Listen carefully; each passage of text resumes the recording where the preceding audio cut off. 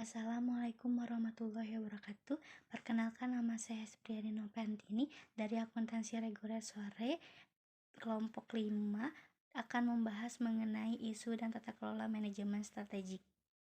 Perkenalkan, saya Erlin Erlina dari kelas Akuntansi Sore yang akan memaparkan mengenai bab 5 ini tentang isu strategis dan tata kelola perusahaan. Baik, di sini ada konsep isu strategis. Isu strategis adalah sebuah terminologi yang bersumber dari bidang kajian manajemen strategis.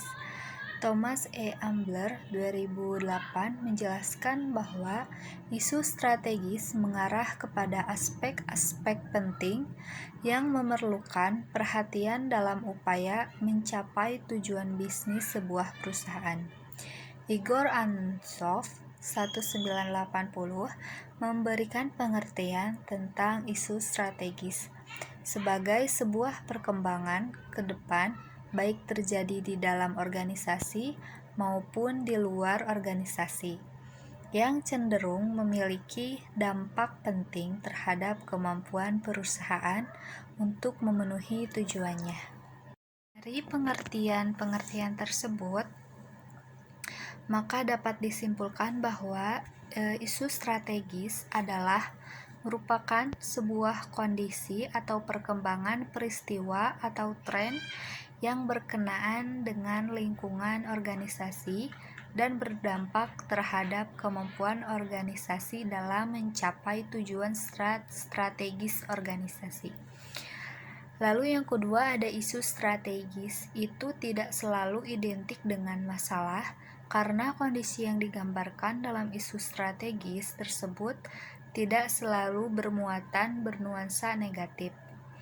Isu strategis baru akan menjadi masalah apabila tidak mendapat respon yang tepat dari organisasi.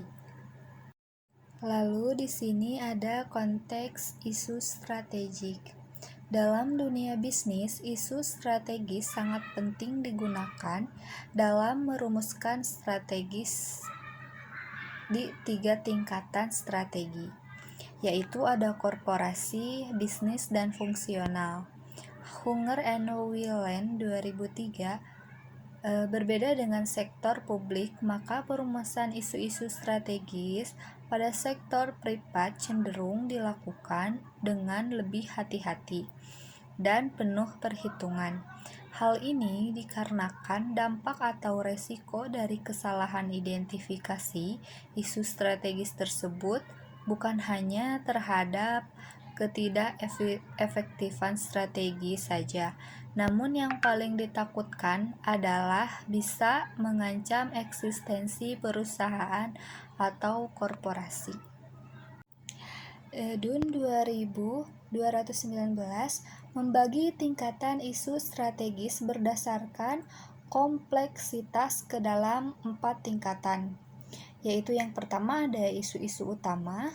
Isu-isu utama ini berhubungan dengan pertanyaan mengenai misi lembaga dan secara komposisi terbesar isu ini hanya ditemui di level pemerintahan tertinggi dan hanya digunakan dalam perumusan kebijakan-kebijakan strategis.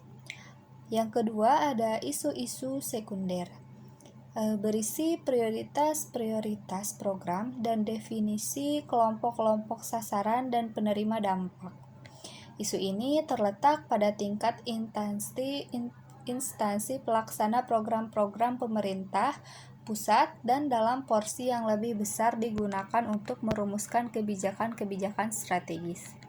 Yang ketiga ada isu-isu fungsional, berisi memasukkan pertanyaan-pertanyaan seperti anggaran, keuangan, dan usaha untuk memperolehnya. Isu ini digunakan pada tingkatan program maupun proyek dengan komposisi yang sama antara kebijakan strategis dengan kebijakan operasional. Lalu yang keempat ada isu-isu minor. Isu-isu minor ini meliputi personal, staf, keuntungan bekerja, waktu liburan, jam kerja, dan petunjuk pelaksana serta peraturan. Isu ini digunakan untuk menjawab pertanyaan-pertanyaan pada tingkatan proyek-proyek spesifik dengan komposisi dominasi kebijakan operasional. Di sini ada peluang dan ancaman di balik sebuah isu strategis. Ketepatan dalam mengidentifikasi isu strategis akan sangat berdampak terhadap keefektifan perubahan suatu organisasi. Hal ini dikarenakan di balik sebuah isu strategis pasti terdapat dua kemungkinan. Yang pertama ada peluang. Keberhasilan perusahaan telepon seluler Nokia dalam merespon keluhan masyarakat terhadap kerusakan antena pada pesawat telepon seluler dan memanfaatkannya sebagai peluang dalam menciptakan suatu inovasi telepon seluler tanpa antena yang pada akhirnya merajai penjualan telepon seluler pada waktu itu dengan Nokia 3310. Dapat dijadikan salah satu contoh sebagaimana sebuah isu strategis bisa menjadi peluang untuk perubahan yang positif. Tetapi kemungkinan yang kedua itu adalah sebuah ancaman. Sebaliknya, isu strategis juga dapat mengandung suatu ancaman jika tidak direspon dengan tepat. Tak kala IBM terlena dengan kesuksesannya sebagai ikon komputer mainframe pada masa lalu dan bertahan dengan produk lamanya. Mereka mengabaikan sebuah isu strategis tentang pasar yang mulai melirik komputer dengan format personal komputer.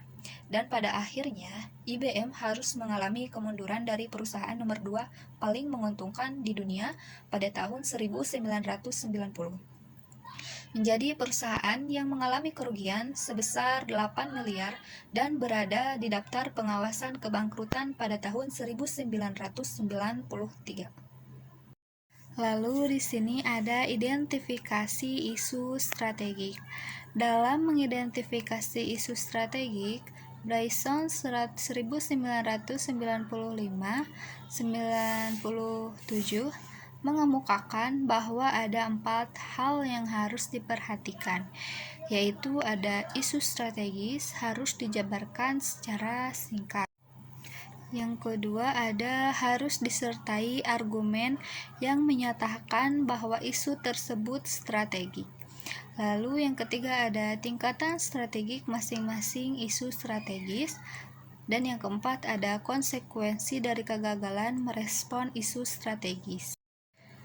Pada prinsipnya, mengidentifikasi isu strategis adalah menjawab pertanyaan secara akurat, jujur, faktual, dan berdasarkan data berkaitan dengan kondisi lingkungan organisasi yang berdampak terhadap strategi dan kemampuan organisasi dalam mencapai sebuah tujuan. Saya Hespriani Nopiantini. Di sini saya akan menjelaskan yaitu tata kelola manajemen strategik. Definisi tata kelola strategik. Tata kelola mengatur pembagian tugas, hak dan kewajiban pihak-pihak dalam organisasi terhadap kehidupan perusahaan, termasuk para pemegang saham, dewan pengurus, para manajer, dan semua anggota stakeholder non-pemegang saham. Pembagian tugas, hak, dan kewajiban juga berfungsi sebagai pedoman pengevaluasian kinerja board of directors dan manajemen perusahaan. Dari berbagai definisi yang dikembangkan oleh para pakar, dapat disimpulkan bahwa tata kelola yang baik merupakan suatu struktur yang mengatur pola hubungan antara peran dewan komisaris, direksi, rapat umum pemegang saham, dan stakeholder lainnya. 2. Suatu sistem check and balance mencakup perimbangan kewenangan atas pengendalian perusahaan. Yang ketiga, pentingnya hak pemegang saham untuk memperoleh informasi dengan benar dan tepat pada waktunya. Dan yang keempat, kewajiban perusahaan untuk melakukan pengungkapan atau disclosure secara akurat, tepat waktu, dan transparan terhadap semua informasi kinerja perusahaan, kepemilikan, dan stakeholder. Adapun tujuan dan manfaat tata kelola perusahaan. Tujuan utama dari pengelolaan perusahaan yang baik adalah untuk memberikan perlindungan yang memadai dan memperlakukan pemegang saham dan pihak yang berkepentingan lainnya secara adil, menurut Suprajitno et al. Tahun 2005. Adapun pedoman umum GCG atau Good Corporate Governance dari KNKG atau Komite Nasional Kebijakan Governance menyatakan GCG atau Good Corporate Governance ini diperlukan dalam rangka 1. Mendorong tercapainya kesinambungan perusahaan melalui pengelolaan yang didasarkan pada prinsip transparansi, akuntabilitas, responsibilitas, independensi, serta kesetaraan dan kewajaran. Yang kedua, mendorong memperdayakan fungsi dan kemandirian masing-masing organ perusahaan, yaitu Dewan Komisaris, Direksi, dan Rapat Umum Pemegang Saham. Yang ketiga, mendorong pemegang saham, anggota Dewan Komisaris, dan anggota direksi agar dalam membuat keputusan dan menjalankan tindakannya dilandasi oleh nilai moral yang tinggi dan kepatuhan terhadap peraturan perundang-undangan. Yang keempat, yaitu mendorong timbulnya kesadaran dan tanggung jawab sosial perusahaan terhadap masyarakat dan kelestarian lingkungan, terutama di sekitar perusahaan. Yang kelima, yaitu mengoptimalkan nilai perusahaan bagi pemegang saham dengan tetap memperhatikan pemangku kepentingan lainnya. Yang keenam dan yang terakhir, yaitu meningkatkan daya saing perusahaan secara nasional maupun internasional sehingga meningkatkan kepercayaan pasar yang dapat mendorong arus investasi dan pertumbuhan ekonomi nasional yang berkesinambungan. Adapun prinsip tata kelola perusahaan. Secara umum, terdapat 5 prinsip dalam GCG atau Good Corporate Governance menurut KNKG atau Komite Nasional Kebijakan Governance tahun 2006 yang disingkat dengan kata TARIP, yaitu 1. Transparency, 2. Accountability, 3. Responsibility, 4. Independensi, dan yang terakhir yaitu fairness. Nah, untuk yang pertama yaitu transparansi. Untuk transparansi adalah penyediaan informasi yang material dan relevan dengan cara yang mudah diakses dan mudah dipahami oleh pemangku kepentingan. Yang kedua yaitu accountability. Accountability adalah pertanggungjawaban kinerja perusahaan secara transparan dan wajar. Yang ketiga yaitu responsibility. Nah, responsibility ini adalah pematuhan peraturan perundang-undangan serta melaksanakan tanggung jawab terhadap masyarakat dan lingkungannya. Nah, untuk yang keempat yaitu independensi. Nah, untuk independensi ini yaitu pengelolaan perusahaan secara independen sehingga masing-masing organ tidak dapat saling mendominasi dan tidak dapat diintervensi oleh pihak yang lain. Nah, untuk yang kelima atau yang terakhir yaitu fairness. Nah, untuk fairness ini yaitu penjaminan perlindungan hak-hak para pemegang saham dan pemangku kepentingan lainnya. Nah, di sini ada kesimpulan. Dengan besarnya peran isu strategis dalam mendorong terjadinya sebuah perubahan dan menjamin keefektifan perubahan tersebut, maka sepatutnya perumusan dan penetapan isu strategis ini dijadikan sebagai dasar dalam melakukan sebuah perubahan. Oke, kesimpulan dari tata kelola adalah sistem yang digunakan untuk mengarahkan dan mengendalikan kegiatan bisnis perusahaan. Tata kelola mengatur pembagian tugas, hak dan kewajiban pihak-pihak dalam organisasi terhadap kehidupan perusahaan, termasuk para pemegang saham, dewan pengurus, para manajer, dan semua anggota stakeholder non pemegang saham. Pembagian tugas, hak, dan kewajiban juga berfungsi sebagai pedoman pengevaluasian kinerja board of directors dan manajemen perusahaan.